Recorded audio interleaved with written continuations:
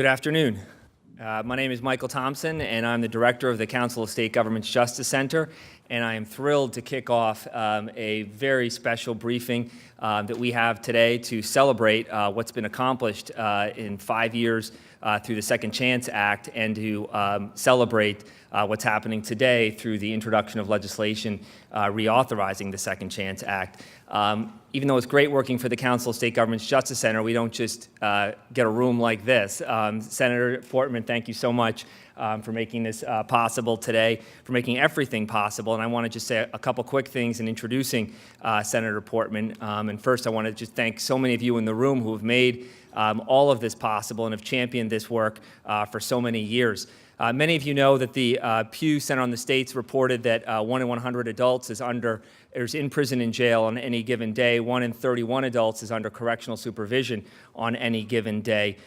We know that state departments of corrections employ more people in the states than just any other state agency across the country. This has been a growing challenge for all states. 10 years ago, elected officials generally considered the millions of people churning through prisons and jails in the United States to be out of sight and out of mind. We incapacitate them. We provide them with $20 in cash and a bus ticket and let them walk out prison gates and back to the community. We wait for the inevitable because we thought recidivism rates really couldn't be changed because it was said that nothing works to reduce recidivism. That was 10 years ago. Senator Portman recognized that this approach, that this mindset had to change. In the most partisan of places in the entire country, right here in the U.S. Congress, on the most partisan of issues, crime policy, we all know and remember, right, how anyone running for office would try to out-tough the other person on this particular topic. Senator Portman said existing practice has to change. He built an extraordinary coalition of Republicans and Democrats, putting them behind a piece of landmark legislation called the Second Chance Act. And he didn't just introduce it. He introduced it with bipartisan support, he saw it through to enactment, and then he made sure that funds were actually appropriated to support the programs that were authorized in that legislation. Today, 5 years later, 5 years after the enactment of the Second Chance Act, we now have leaders across the political spectrum, and everybody agrees. Better reentry means better public safety, less government spending, and stronger communities. We would not be here today, Senator, saying that with that bipartisan coalition had it not been for the work that you've done together with your great colleagues here in the House, who we'll also introduce in just a minute. I want to thank you for all that you've done to make this possible and what we've accomplished in not only demonstrating what's possible, but demonstrating good results that we'll talk about as well, and knowing that the work doesn't stop today, but we keep on going. I also want to thank you for one other thing, which is that you introduced us to Jessica Nickel. Jessica's been a wonderful champion for us on this topic. We would not have met her had it not been for you, so thank you for that as well. You know good staff, and we love working with them. So thanks again, Senator, and please join me in welcoming and thanking Senator Portman from Ohio. Michael, thanks very much. And he took away all my thunder there by saying how great Jessica is, but Jess Nickel was working for me when this started in 2004, 2005, and honestly, I wouldn't be standing here today but for her getting me engaged in this issue. And it was really almost through happenstance, in the sense that we were working a lot on the anti-drug front, drug prevention, drug treatment, drug education, and we came across these statistics from the Justice Department, Ruby, that indicated that over 80% of folks who had committed crimes, at least in the federal system, did so under the influence of drugs or alcohol. And that prisoners coming out, ex-offenders coming out, had these extremely high rates of substance abuse addiction. We'll hear some about that today from one of the beneficiaries of a Second Chance program. And unless you deal with this issue of substance abuse and mental health, in my view, we're not going to be able to continue to have this progress we've begun to see on recidivism, lowering rates of recidivism. So that's really how I got involved, and I want to thank Jess for that. And to Mike, thank you. I'm reading the Reentry Matters newsletter they just put out from Council State Governments. They do a great job. They've really focused on this issue, and I want to thank all the other participants who are here today. We've got a great group of experts you're going to hear from who have been behind this effort long before I got involved and before Congress, took up a federal legislative initiative. And they continue to push the ball forward because it's not going to happen because of federal legislation. It's going to happen because of people in our communities getting engaged and involved. And the people you see behind me here have helped to encourage that all across America. And to Danny Davis, back when we started this again, 2004, 2005 time period, Danny and I partnered together, and he's still at it. And honestly, he has continued to do what he did at the time. I'm going to get him in trouble here with his own party.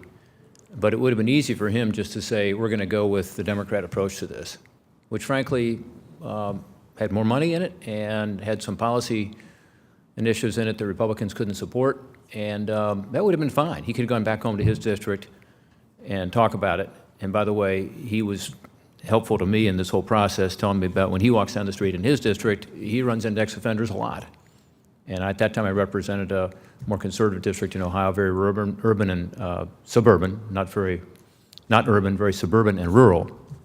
Now I represent the whole state of Ohio, which is a lot more urban. But my point is that Danny decided he wanted to get something done and was willing to make, frankly, some compromises to get a good bill through. And he continues to do it, to the point that today I can tell you that we are going to be introducing legislation, Senator Leahy and I here in the Senate. And of course, I want to thank Pat Leahy. It's good to have the chairman of the Judiciary Committee on your side. It took us, I think, 3 years to get a hearing in the Judiciary Committee when we started this thing. But again, he's done it because we have not just a bipartisan bill, we have a bicameral bill. And to Mike's point about how this place is pretty partisan, that's very rare to have legislation, Democrat Senate, Republican House, that is identical. And you know the list of people who are supporting us, but it does include the co-chairs for this, the honorary co-chairs for this meeting today, Howard Cobble, Danny Davis, of course, Bobby Scott, who's with us. I look forward to hearing from Bobby. Without Congressman Sensenbrenner, Jim Sensenbrenner, you know, it wouldn't be possible either. And so I want to thank them. All those members have put a lot of time and effort into making sure we can come up with something that can actually get done and go to the president's desk for signature. We're going to be relying on some of you in this room who are interested in promoting this, and I assume most of you are, to help us get the co-sponsors to be able to move this very quickly in the Senate and the House. And with the team that we've got behind this, not just the members of Congress I mentioned, but also the nonprofits behind me and the people in this room who care about this issue, I'm very optimistic. But it's going to take some work, and we're going to have to do it. The statistics are just overwhelming. 95% of the people who go into our jails or prisons are going to get out. They're going to come back to our communities. And if we don't provide some help to them, they unfortunately are going to turn around and get back into the prison system. At least most of them will. And that's that high rate of recidivism that we talked about earlier. And that's what happens. So some can say, well, it shouldn't happen. It does happen. And, you know, the stats are about 2/3 of those people who get out of jail or prison. And by the way, 7 million a year released from jails and prisons. About 2/3 of them are back in the system. They're rearrested within 2 or 3 years. Those statistics are improving. And I think they're improving in part because of this legislation, the Second Chance Act. It needs to be reauthorized. We can even target it further and improve it further through the reauthorization. We're also looking at the fiscal issues as we reauthorize this in a sensitive way. But this is one of those pieces of legislation that over the last decade, I think you look back at what's passed Congress, what's mattered. This is one you can really say has mattered. It's leveraged a lot of support at the local level, taking those federal dollars and making them work to improve people's lives. And again, I'm really encouraged by the big group we've got behind us now, but it's partly because it's worked. It's worked, and it's worked to help protect our communities, reduce crime. It's worked to help the taxpayer, because taxpayers are paying less now. As you know, the costs of incarcerating people continue to go up to the point that it's now the second fastest growing budget item with the state of Ohio. And on a national basis, that's also true. Second behind Medicaid, which gets a lot of play. Everyone knows how expensive health care is and how it's going up, but so is putting people behind bars. It's about $25,000 a person on average per year. And so taxpayers are benefiting by getting people out of that revolving door and into society as productive tax-paying citizens. And that's something that we should not ignore. This is not just about getting people not to go to jail, but it's also getting people to be able to achieve their God-given abilities and become citizens who are contributing and have the dignity and self-respect that comes from being able to take care of their families. And that's something you can't put a number on. We are excited, again, about what's happened, but we also know a lot more can and must happen. When I began working on this issue about 10 years ago, there was a 67% recidivism rate nationally. And I tell you, when I talked to my constituents about it, they were shocked by that. They continue to be shocked by the high numbers. And again, it's still way too high, but thanks to, again, the leadership that has been shown in this room, Second Chance Act generating a lot of interest, again, leveraging a lot of efforts at the local and state level, states have seen significant declines. In my own state of Ohio, we've seen double-digit declines since 2005. We now have the lowest recidivism rate ever measured in Ohio. It's still too high. It's 28%. But that's a vast improvement. And again, it's not just because of Second Chance Act, but Second Chance Act has played a big role here in ensuring that there is other activity at the local and state level to get us there. So you're going to hear from some folks today. Again, this is not just about these statistics that are impressive, but it's about the people whose lives have been changed. I spent a week at home after the government reopened because we were so exhausted after actually voting for something here that we got a district work period off, or for me a state work period off, and it wasn't expected. So what I did is I went to downtown Columbus, Cleveland, Cincinnati, and met with Second Chance Act recipients and went to some of these nonprofits, Cincinnati Cooks in Cincinnati, Lutheran Ministries up in Cleveland, a group in Columbus that does great work on housing and jobs, and got the chance to visit with the people who are actually benefiting. Melvin McConnell, Cleveland, Ohio, in and out of prison his entire life. He's almost my age.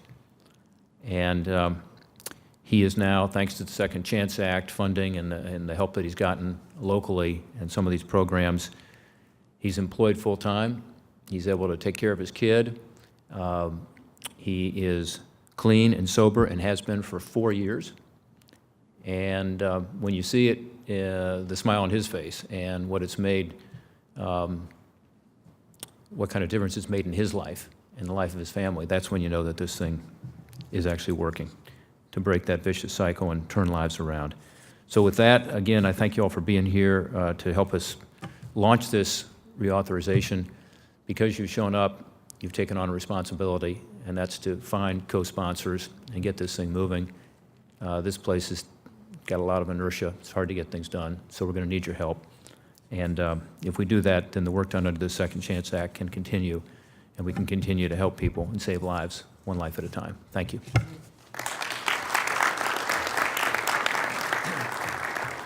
Senator Portman, thank you so much. Again, a bipartisan group like this doesn't just come together. It happens because we have such extraordinary leadership, and we're incredibly grateful to you for everything you did to make that happen. I'm now going to introduce our second speaker and another key co-champion of this legislation, Congressman Danny Davis from Chicago, Illinois.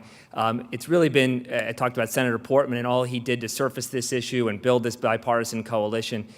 Senator Portman referenced Congressman Davis's passion and lifelong commitment to this topic, to this population, to this problem. Nothing for me better captures that kind of commitment than a 30-second YouTube video that we have of you, Congressman, in a State of the Union speech that President Bush delivered. As many of you know, those are pretty important and treasured seats to have that are close to the aisle as the president walks in. We have 30 seconds of audio where we've sort of mic'd it up a little bit, and we can hear you reaching across the aisle. And in those few seconds that you have with President Bush, as he's coming down to address the nation, we hear you saying, "Pass the Second Chance Act, Mr. President, pass the Second Chance Act." So it meant so much to all of us that are here today, and I think really demonstrates your commitment to this. Everyone, please join me in welcoming and thanking Congressman Davis.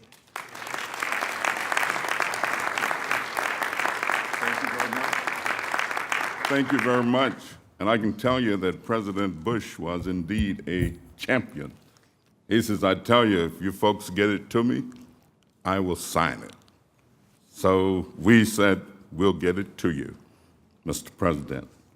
Let me thank all of you, first of all, for just being here.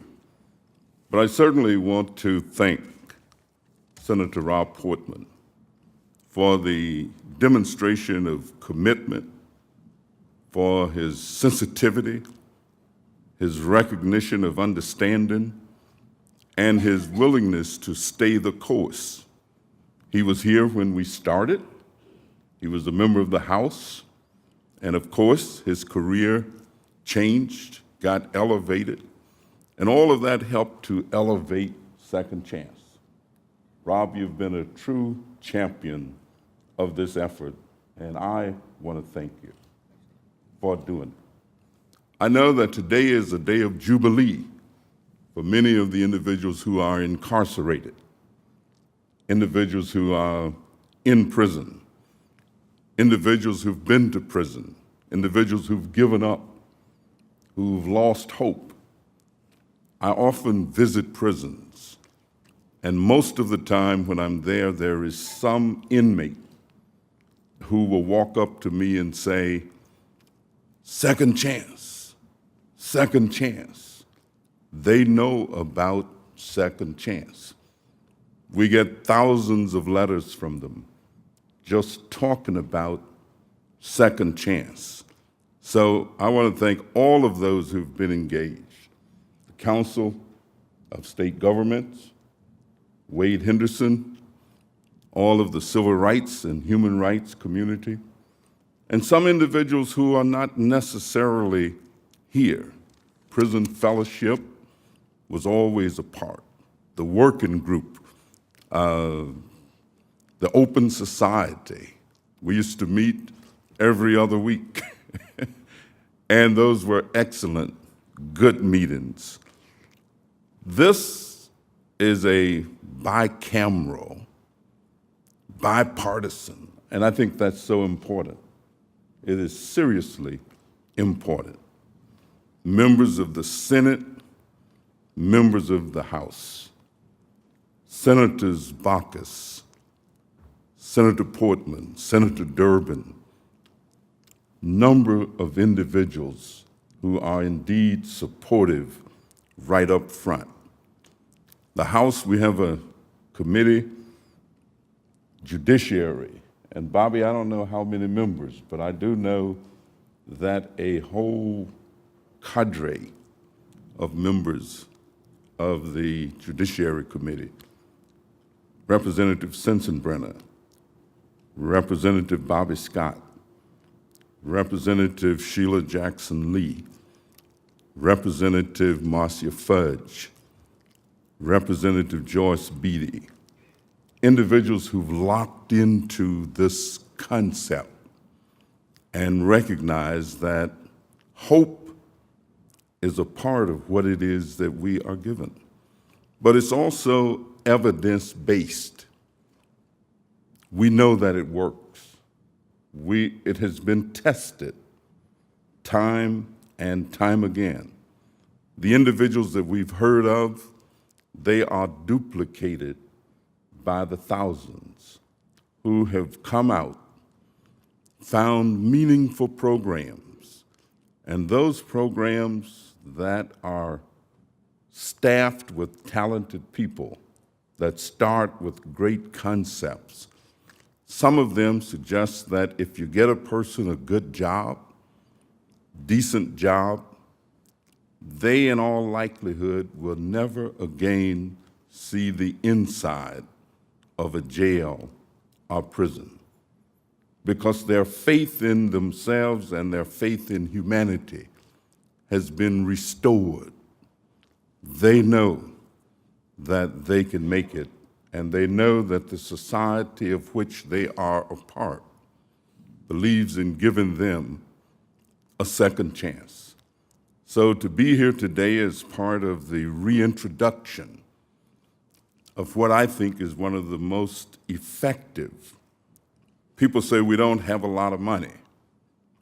Well, that might be true.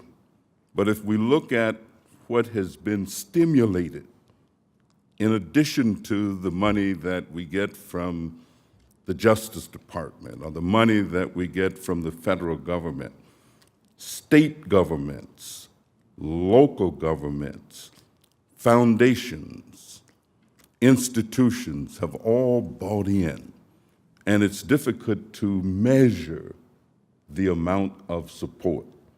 So again, all of those, and we've had great help from the Justice Department.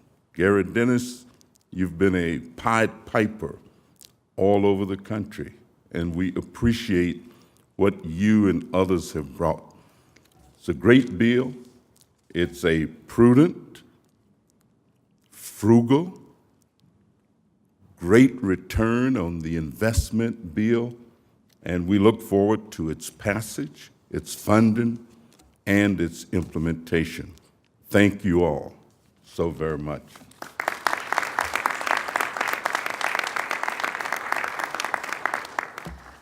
Thank you very much, Congressman Davis, again, together with Senator Portman, for all you've done to make this, get us here to this point, and then talk about introducing reauthorizing legislation today. A committee that is essential to the progression of this legislation is the Judiciary Committee, and in particular, the Subcommittee on Crime in both the House and the Senate. And we are thrilled to have with us today Congressman Bobby Scott from Virginia, who has served both as the chair and the ranking member of that committee, and really making it possible for this legislation to progress. And I think I can speak for everybody in this room in saying that there is really very few people you come across in elected office anywhere who really know the criminal justice literature quite like Bobby Scott. And if you just think I'm sitting here fawning, saying that because he's the next speaker, I've got a really good piece of evidence to demonstrate it.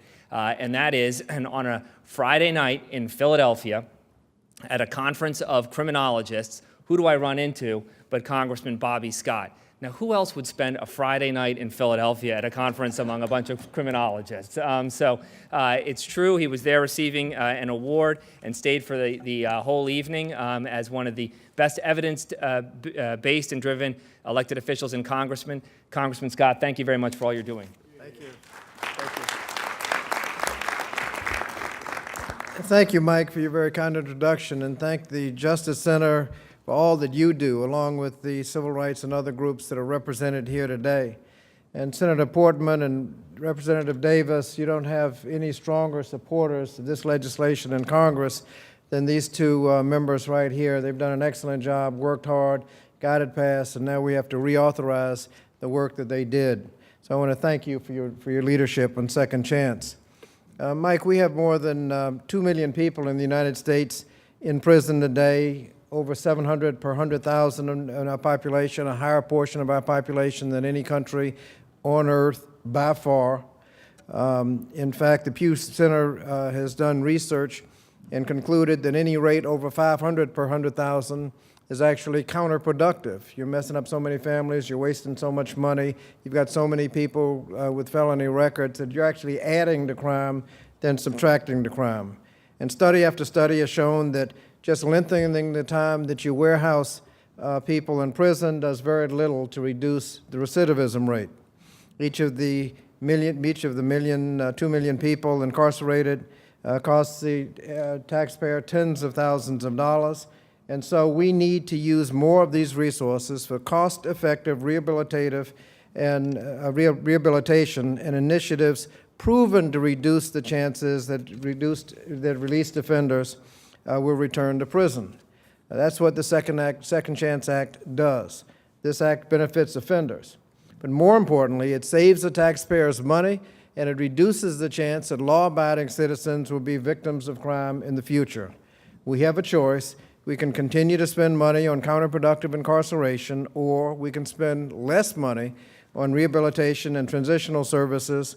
And I'm proud to be one of the original co-sponsors of the original act and one of the original co-sponsors of the reauthorization today. And I urge my colleagues to support the legislation so we can enact policies to help dismantle structural impediments faced by ex-offenders that challenge a successful reentry into society, and we can save money and reduce crime in the process. Thank you very much.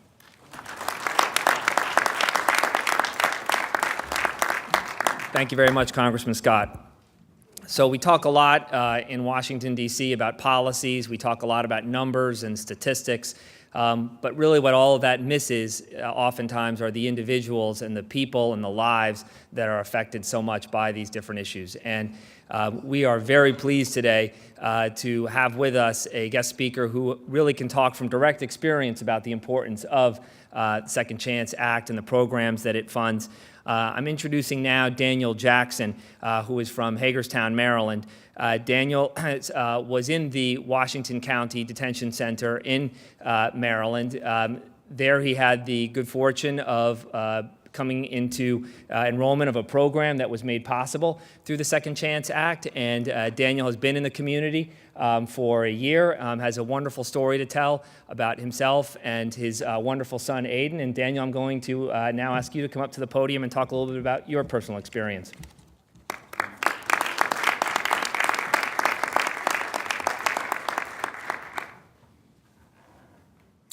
Good morning. A little over 2 years ago, I was a GM in a restaurant. I had an opiate addiction, and as a result, I took money from my employer to support that addiction. I was incarcerated for 74 days in the Washington County Detention Center. Excuse me. After 74 days, I was released and placed on probation.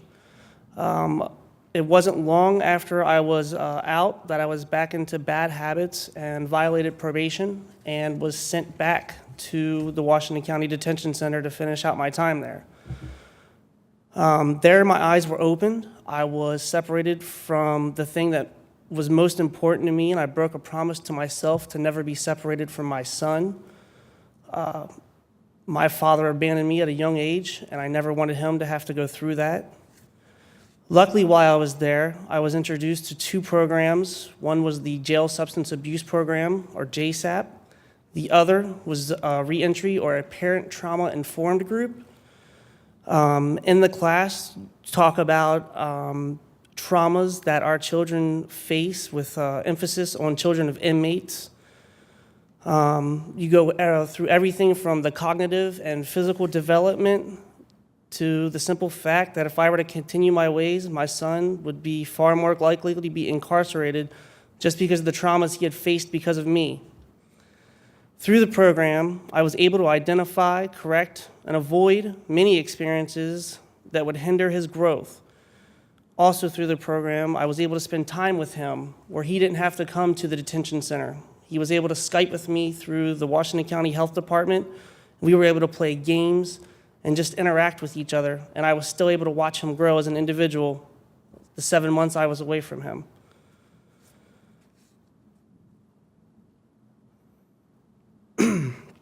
Aiden is now a leader among his peers. He does well in everything that he tries. He's at the top of his class in school.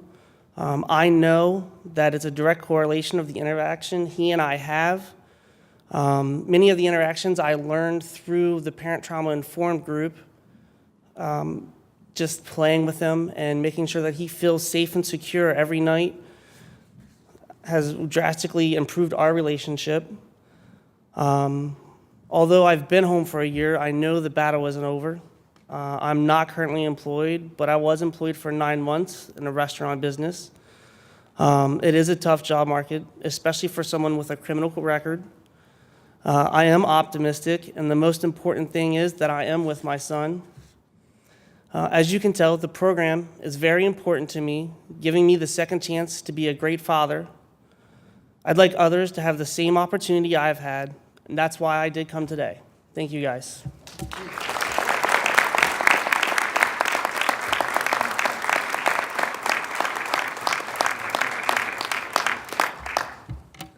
Thank you very much, Daniel. Again, we can hear number after number, but I think nothing really conveys the power of this kind of work than the personal experience that you've had. So thank you very much for coming and sharing that with us today. So all of this program that we talk about with the Second Chance Act needs to actually be administered and carried out, and that is done by the U.S. Department of Justice and the Bureau of Justice Assistance within the U.S. Department of Justice. We know what a terrific champion this administration and Attorney General Holder and his whole team have been on this particular topic of reentry and the Second Chance Act. Denise O'Donnell is the director of BJA and has done an amazing job with her team in implementing this. Denise actually suffered an injury, and I know but for doctor's orders would definitely be here on crutches behind this podium, but her doctors, knowing that, told her she could not do that. We are thrilled, though, that the person who oversees this on a regular basis for BJA, Ruby Qazilbash, is here, and Ruby's been a great partner to us and to all the programs that are out there, and Ruby's going to talk a little bit about BJA and their role in administering this program. So, Ruby?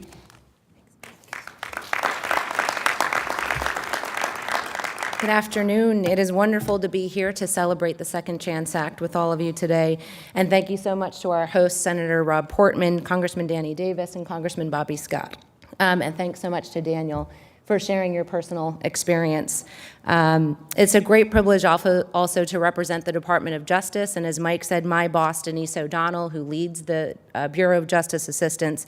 It's BJA that administers the Second Chance Act, which of course supports the reentry of citizens at the national, at the state, at the local, at the community, at the tribal, and at the juvenile levels.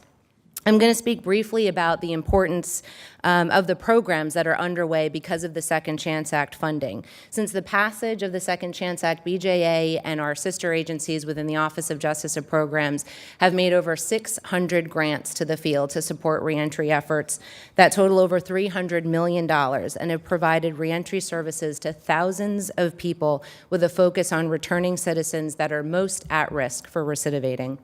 At the national level, the Second Chance Act also supports the National Reentry Resource Center, which is headed up by the Council of State Governments at the Justice Center. It's a 24/7 resource for information. It provides training, it provides technical assistance, webinars, tools, a host of information for folks that want to do reentry right and do it better. It also supports the What Works in Reentry Clearinghouse, which educates the field on what the evidence says works on reducing recidivism and in implementing effective reentry practices, programs, and strategies. And in tandem to all of the programming and research that the Second Chance Act is supporting in the field is the work of the Federal Interagency Reentry Council. The council is made up of 20 federal agencies and has done a lot to focus the federal effort on reentry and specifically to remove barriers, barriers to employment, to housing, and they're focusing on a lot of other areas as well. Second Chance also supports collaboration between the Department of Justice and a lot of other agencies in other ways. Just to call out a few, the Departments of Labor, of Education, Housing and Urban Development, and Health and Human Services, we're working together to provide education, the treatment that's needed, and job opportunities for formerly incarcerated folks. Second Chance is also supporting some important research studies at the National Institute of Justice, which is looking to increase our knowledge about what works when it comes to reentry and creating programs that can reduce recidivism. At the state level, Second Chance Act is funding a recidivism reduction program, or what we're considering a race to the top program, which is challenging directors of correction and departments of correction at the state level to target and set a target for reducing recidivism and helping them develop strategies that they can stick to that'll help them reach those goals. Through BJA's Justice Reinvestment Initiative, which is also supported by Congress, we're currently working through a bipartisan, data-driven approach to reduce spending on corrections and to reinvest those cost savings into criminal justice programming that works. And right now we're working in 18 states and 16 local jurisdictions on that effort. At the local, community, and tribal levels, the Second Chance Act supports adult and juvenile reentry programs to provide treatment for folks with substance abuse and mental health disorders, family-based programs for returning juveniles, and culturally sensitive reentry programs that are assisting American Indians and Alaska Natives around the country. And our newest Second Chance Act program, Smart Probation, is funding some innovative, really system-level changes within probation departments around the country to expand the use of effective community supervision.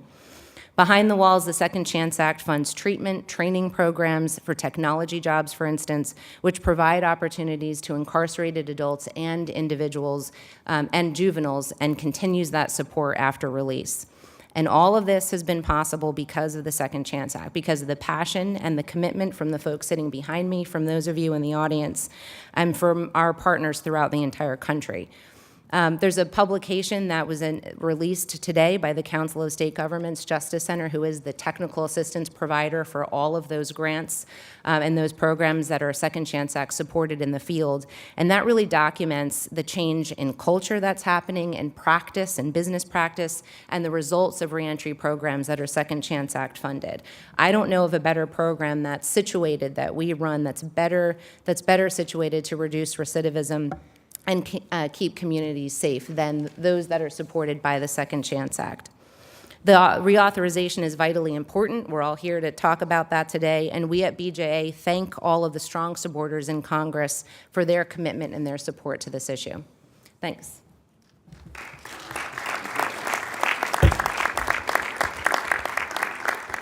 Thank you, Ruby. Another key core co-champion of this landmark legislation has been Congressman Spencer Bachus from Alabama. We are thrilled that Congressman Bachus is here to join us today and talk about his championship of Second Chance Act. As an attorney and a member of the Judiciary Committee, I know he's spoken out not only frequently, but passionately, thoughtfully, and knowledgeably on this topic. Congressman, we are thrilled to have you, and we would appreciate if you would give a few words to the audience.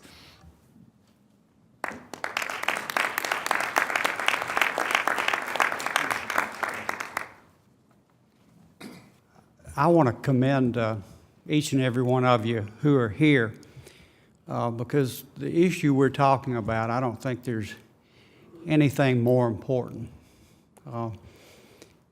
than this. You know, we can talk about times in our history, the Revolutionary War, slavery, women's right to vote, those big issues that confronted us. Integration, segregation. I'm from Birmingham, Alabama. Obviously, that name has a connotation. South Africa was considered one of the most racist under apartheid countries in the world. People still talk about how repressive it was. How many young blacks and old were in prison during that regime. Today in America, of black men between the ages of 20 and 34, 4 times as many percentage-wise are imprisoned in the United States than at the peak of apartheid. The Economist magazine, if you hadn't read that article, take a look at it. It came out about 3 weeks ago. We talk about repressive regimes, and we know China's moving, maybe moving towards a less repressive regime, but we certainly wouldn't want to be compared in our freedoms to China. But China has a population of 4 times what we do. Yet there are more people in prison in the United States than in China.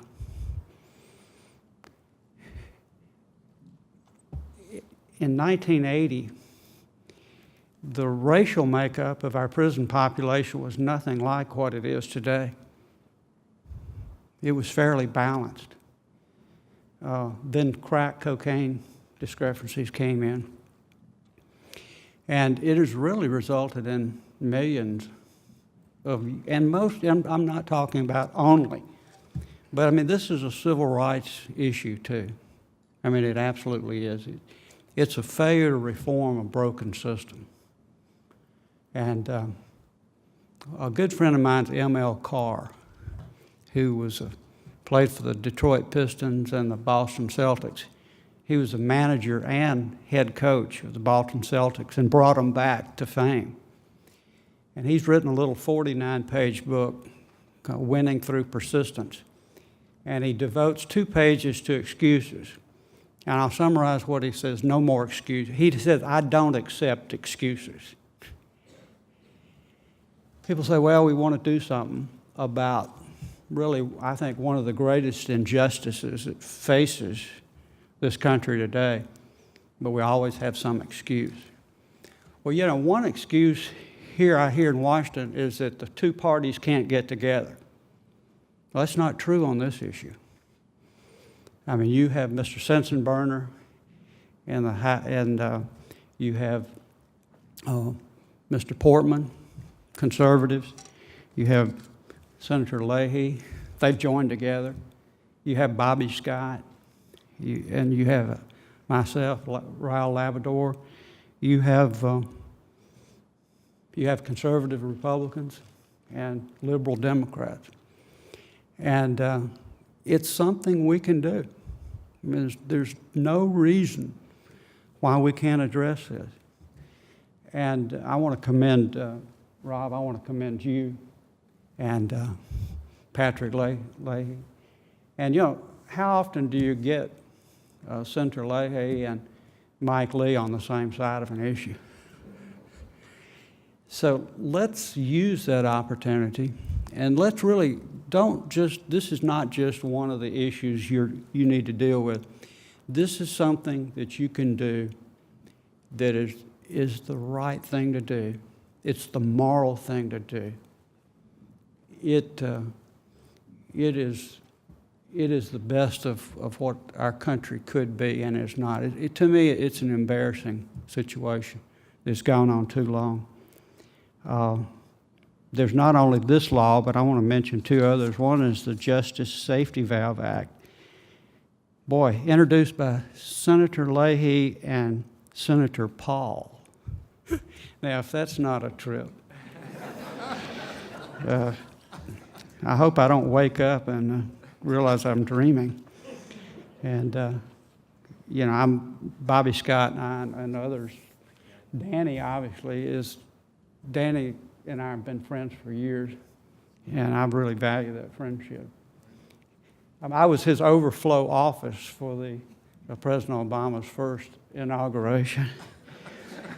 But Senator Leahy, Durbin, Mike Lee, on the Smarter Sentencing Act of 2013, let's get this done, not for ourselves, but for our country, for our values, and for really probably 1 million young men who what they did was no different from what their peers did.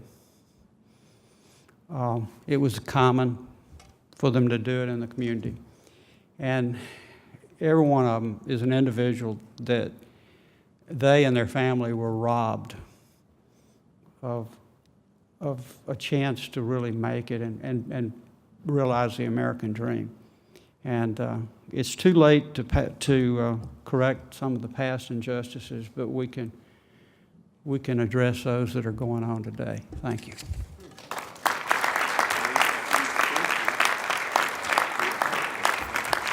Congressman Bachus, thank you so much for coming here today. You can hear from his remarks and just his general approach what a selfless person he is, but I feel it's important that everybody be really clear here, and so many people who worked on this bill know this. We wouldn't be here 5 years later talking about the successes of Second Chance Act if it hadn't been for what you had done 5 years ago to get this bill out of committee in House Judiciary. You're the reason why we can talk about the successes of Second Chance, and we can talk about reauthorizing Second Chance. So, Congressman, thank you very, very much for all that you've done on this. So, Congressman Bachus also mentioned that this is a civil rights issue. And that is a perfect segue to our next speaker, who is a towering figure in the civil rights community in this country, Wade Henderson. He is the president and CEO of the Leadership Conference on Civil and Human Rights, which is the umbrella organization that serves and represents more than 200 civil rights groups. And I know in working with Mr. Henderson over the years, I've watched him work, and I know it's not enough just to be passionate and right about a topic. You also have to know how to get something done. And that's what he's been able to do time and time again in Washington. And we've been so thrilled to have him as a partner on this work. And Mr. Henderson, thank you very much for coming today. Thank you. Good morning, everyone. Mike, thanks for that great introduction. I am Wade Henderson. I'm president and CEO of the Leadership Conference on Civil and Human Rights, the nation's leading civil and human rights coalition with over 200 national organizations working to build an America as good as its ideals. The Leadership Conference is really pleased to co-host this important briefing along with the Council of State Governments Justice Center, Justice Fellowship, and the National Association of Counties. Now, I especially want to thank the congressional co-sponsors of the Second Chance Act, many of whom are here today. Mr. Bachus, that was an incredible statement, and we completely agree with you that this is a civil and human rights issue of the first magnitude. And having Congressman Davis still here, he's so passionate about this issue and really helped introduce the civil rights community to these concerns many years ago. So we very much appreciate that. And Daniel Jackson, your testimony, as I told you this morning, is very powerful. It's very moving. And for members like Senator Mikulski, who is from Maryland, who understands the importance from a social worker's perspective on these issues, it's hugely helpful to have you and others who have experienced what you have as part of this debate. So we're really honored to have you. Now, the need for criminal justice reform is one of the most critically important issues facing our nation today. It's also one of the highest priorities of the Leadership Conference and the broader civil and human rights community. Our criminal justice system is in crisis. You've heard the statistics this morning. The war on drugs that we started nearly 30 years ago has resulted in a system that is racially and ethnically discriminatory, financially oppressive, and ultimately unsustainable. The human costs of these policies have been devastating. We incarcerate more people than any other industrialized nation in the world. Far too many of these people are Black, brown, poor, and undereducated. What we do to help returning citizens reintegrate into society after their sentences are completed is a significant piece of this reform. We cannot reasonably and dramatically decrease our prison population without providing ways to help those who are coming back to their families and communities to be successful and productive. Now, we must remove any and all barriers to successful reentry, including obstacles to educational opportunities, employment, and voting. The Second Chance Act has been successful in starting us on the right path to its reauthorization continues our commitment to doing just that. We in the civil and human rights community look forward to working with Congress to pass this bill without delay. Now, as I mentioned, this is an important priority for the Leadership Conference. This morning, on a press call, we released a report entitled A Second Chance, Charting a New Course for Reentry and Criminal Justice Reform. And that report, which documents 4 barriers to the successful reentry issues, that is predatory phone rates, inadequate access to education, restrictions on employment, and restrictions on voting. The report discusses the consequences of these practices and makes a series of policy recommendations regarding their reform. Now, we hope this report brings greater attention to this entire panoply of reentry issues, helps to create urgency around the Second Chance Reauthorization Act, and serves as a launching pad toward a deeper, broader discussion of ways to reform our system of mass incarceration. We are at a critical moment. As a nation, we must begin to reevaluate our criminal justice system and move away from our over-reliance on incarceration toward a public safety model that invests resources in programs that divert people away from prison and provides them with opportunities for success. The Second Chance Reauthorization Act is an important step toward that goal, and I'm honored to be here with you today for its introduction. And before I sit down, let me just say that the significance of the bipartisan support that we've had, both for the introduction of the bill and as it builds toward passage of the Reauthorization Act, the Second Chance Reauthorization Act, will serve us well. This is the only way to move a bill in the current Congress, and because we have the interests both of the federal government and the state and local communities, I'm confident that we can get this done, and I'm confident that we can get an appropriation beyond the $100 million mark that was set with the help of the Justice Department and all the extraordinary work that you all have been doing to implement requirements of the law. Now, I apologize because I have to catch a plane, unfortunately, for New York. But I will leave in good hands knowing that the Second Chance Act is really on the tip of the tongue of all of us here today and one of the top priorities of the civil and human rights community. Thank you very much. I appreciate it.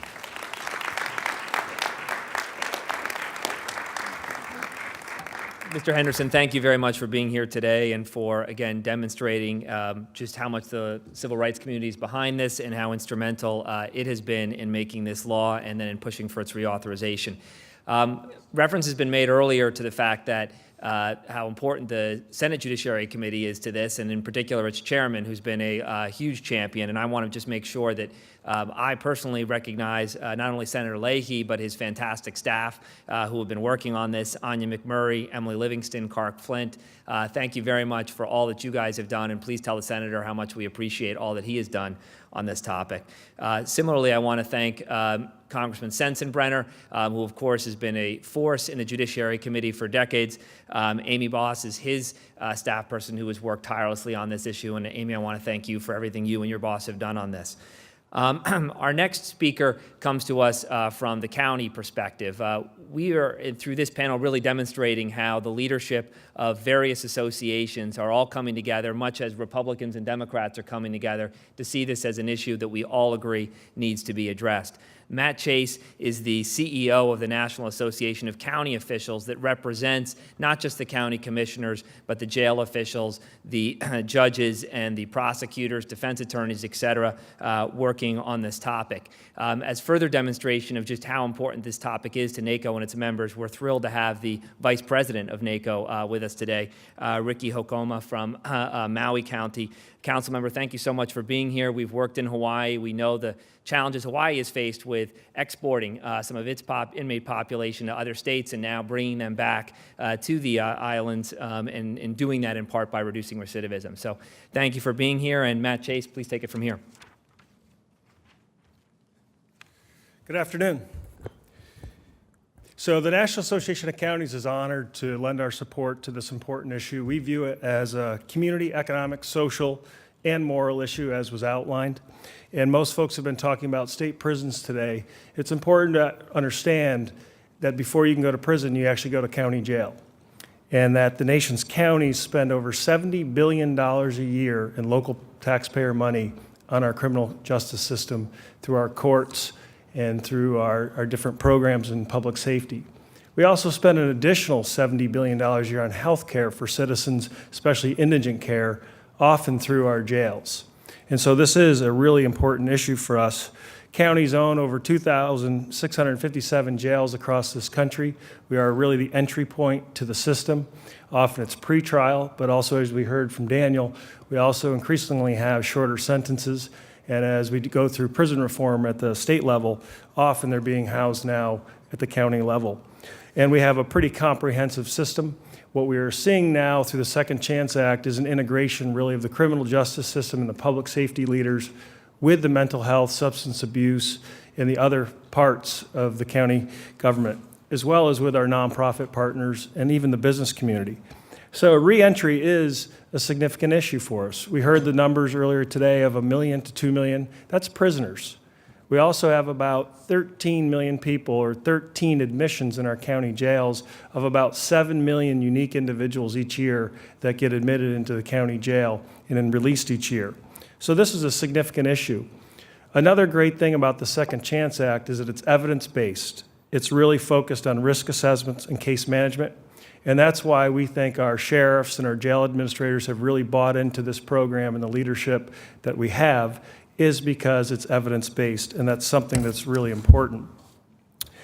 As CSG pointed out in 2009, they said about 15% of the men and 31% of the women in jail have serious mental illness. I can tell you in the last year, I've visited the Cook County jails, the Shelby County jails down in Memphis, Los Angeles County, and we think those numbers are significantly higher. There are some county jails where it's up to 50% either mental health or substance abuse. And that's why we're trying to bring this holistic approach to the Second Chance Act, through the Second Chance Act. And we're really thankful for the Department of Justice and the Congress for the funding that it's come through. About $95 million has been awarded to county governments, about a third of the programs, and it's really important.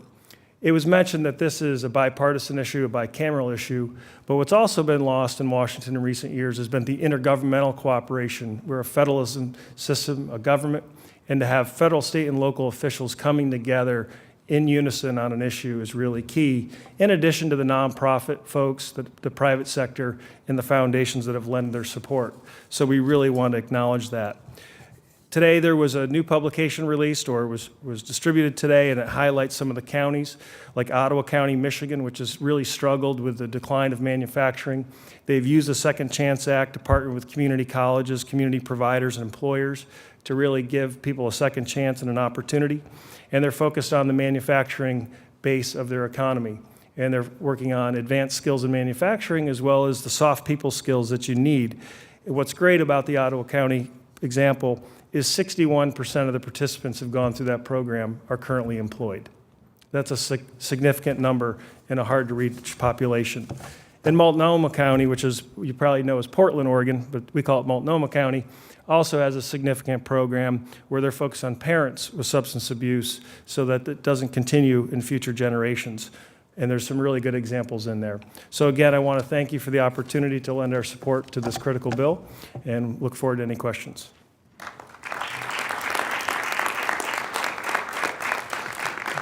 Thank you very much, Matt. Our next speaker is Craig DeRoche, who is the president of Justice Fellowship. For many of us, a seminal event in this field was when President Bush, several years ago in a State of the Union address, talked about second chances for people coming out of prison and jail. He talked about the importance and the work that armies of compassion can do in this area.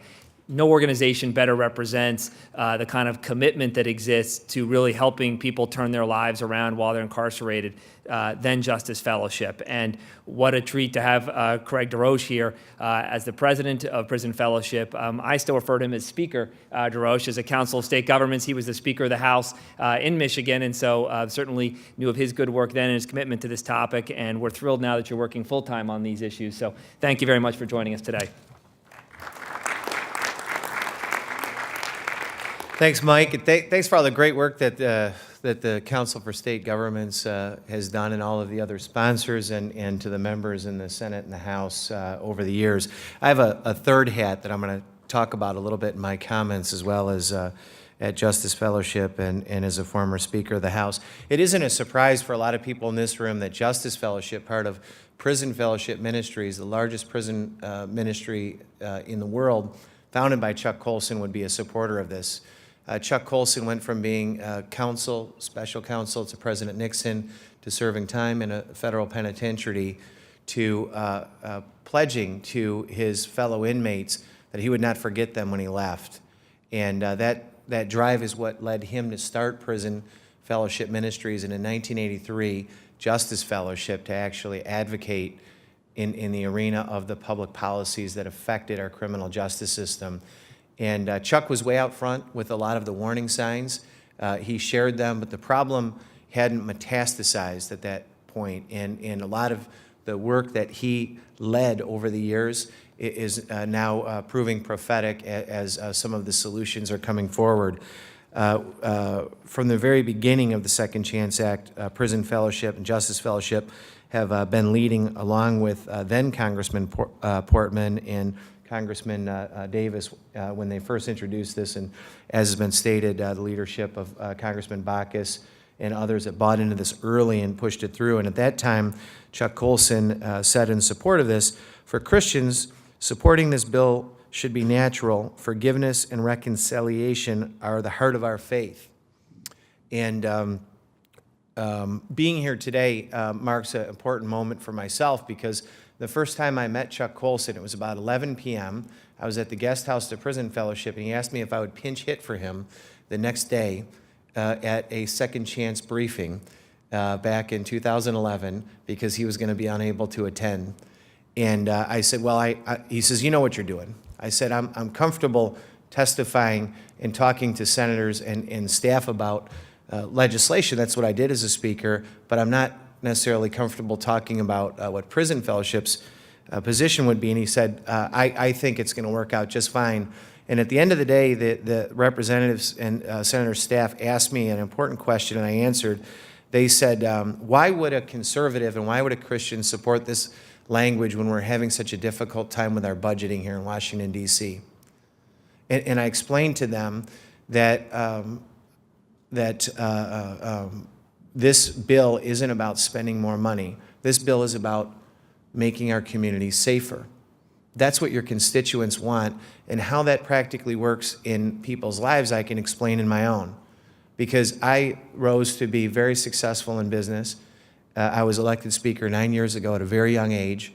I could balance a $43 billion budget. I had a college degree by the time I was 20 years old, but I couldn't stop drinking until I had mentors and people explain to me how to move into recovery in my own alcoholism. And that was the testimony I gave that day, and that's the third hat that I wanted to share with you. I'm just like Daniel, who testified earlier.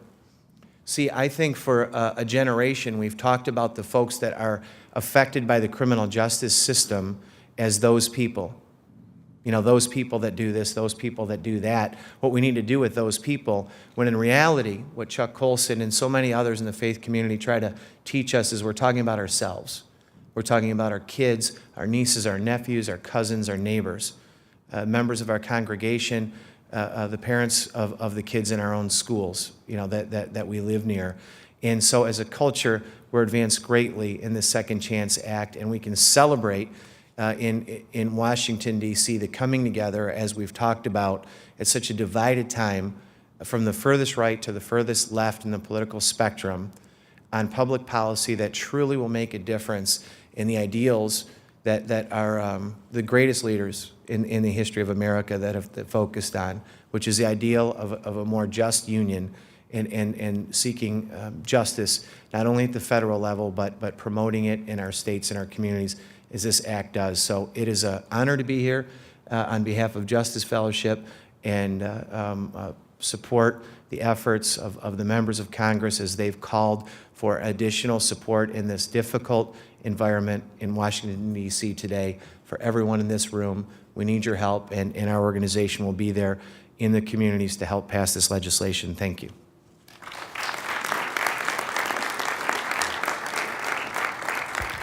Thank you very much, Craig. So we're going to wrap up in just a few minutes, but what I want to do is just really underscore just how far we've come in the short time period since Second Chance was first passed and funded. We talked so much about the evidence of bipartisan federal leadership here today from across the aisle in the House and Senate. We talked about the United States Attorney General leading an interagency reentry task force. Let me talk a little bit about what's come behind that wake in state and local governments. If you listen to Governor's State of the State speeches across the country, something very interesting happened if you were listening closely, and that is when they got to the public safety portion of their agenda, when it was time to talk about what they wanted to do, they focused on reentry. They talked from across the political spectrum, whether it was a conservative Republican like Governor Deal in Georgia, or whether it was a liberal Democrat like Peter Shumlin in Vermont, so many other governors across the country. What was their centerpiece of their public safety agenda? It was reducing recidivism, and that was in the past couple of years. If you look at local officials, mayors, sheriffs, prosecutors, what's the focus of their agenda in order to increase public safety and reduce spending in local government? It's finding a way to reduce recidivism. That kind of bipartisan spirit that we hear now in the last couple of years, I'm convinced could not have come up had they not seen the federal leadership that occurred here. Corrections administrators who for many, many years basically said their primary responsibility was just to make sure that safe and inmates, staff and inmates were safe while they were incarcerated and no one escaped, now see that they have something also that's very important as part of their mission. They need to make sure that when someone is released, that there is less likelihood of that person recidivating. That didn't used to be the case. That's something we're seeing post Second Chance. A third example of what I want to give in terms of what we're seeing. Now, we know that there are 600 different programs across the country that have been funded through the Second Chance Act, receiving more than $300 million. And thanks to that work, we know a lot more about what works to reduce recidivism. With the Department of Justice, we released a publication today, a report that I urge you to read that highlights the experience of different grantees across the country, really walks you through some very exciting success stories made possible through funding from the Second Chance Act. And we're also seeing outcomes at the state level. Not too long ago, we highlighted 7 states that have seen double-digit percentage reductions in their recidivism rates. We used to talk about recidivism rates being impossible to change. Now we have evidence to the contrary. Again, I think that's all possible because of the Second Chance Act. That said, we still have more work to go. There's a lot more that needs to be done. Half the states are still seeing their prison populations grow, driven in large part by high reoffense rates and high reincarceration rates. There's lots that local governments and jails are struggling with, and so that's why actually securing the passage of this reauthorization is so important. So we're in a fundamentally different place than we were 10 years ago, where people didn't even acknowledge that this was a very important issue and a very important priority. 5 years ago, people acknowledged that, said something needed to be done. Today, we're telling you evidence that something was done, and there has been a fundamental shift across the country, and we're seeing results because of that. Now we move forward, and we double down on this work, and we work even harder because we know the kind of success that's possible.